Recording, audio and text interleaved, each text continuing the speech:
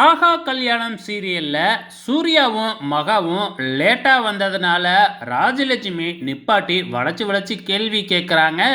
இந்த சித்ரா தேவியும் கௌதமும் ரொம்பவுமே சந்தோஷத்தில் இருக்கிறாங்க. காரணம் என்ன அப்படின்னா, நம்ம செட் பண்ண ரவுடிங்க வந்து சிலையெல்லாம் எடுத்துக்கிட்டு போயிட்டு தண்ணியில் கரைச்சிட்டாங்க அப்படின்னு நம்பி சந்தோஷத்தில் இருந்துக்கிட்டு இருக்கிறாங்க.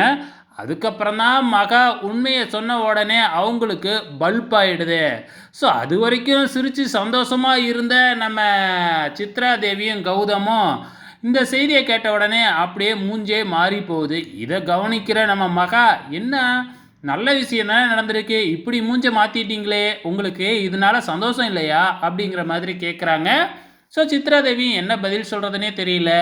ஆனால் இங்கே ராஜலட்சுமிக்கு பயங்கர கோபம். உங்கள் பிரச்சனையில் என் மகனை மாட்டி விட்டு ஏதாச்சும் பிரச்சனை வந்துச்சுன்னா என்ன பண்ணுவீங்க அப்படிங்கிற மாதிரி வந்து மகா கிட்ட சண்டைக்கு போகிறாங்க. ஸோ எப்படியோ இந்த பிரச்சனை முடிஞ்சதுக்கப்புறம் நம்ம மகா ரொம்பவுமே சந்தோஷத்தில் இருக்கிறாங்க. சூர்யா நமக்காக இதெல்லாம் பண்ணியிருக்கிறாரே அப்படின்னு சொல்லிட்டு. ஆனால் சூர்யா வந்து அதை ஒத்துக்கவே மாட்டேங்கிறாங்க.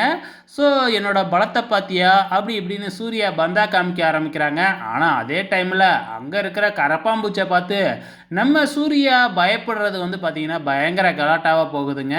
இங்கே சித்ரா தேவி கௌதமை போட்டு பொழன்னு பொழக்கிறாங்க. ஒரு விஷயம் கூட நீ சரியாக செய்ய மாட்டியா அப்படிங்கிற மாதிரி. ஸோ இங்கே ஒரு பக்கம் நடந்துக்கிட்டு இருக்கிறப்ப நம்ம மகா சூர்யா ரொமான்ஸ் ஒரு பக்கம் நடந்துக்கிட்டு இருக்குங்க.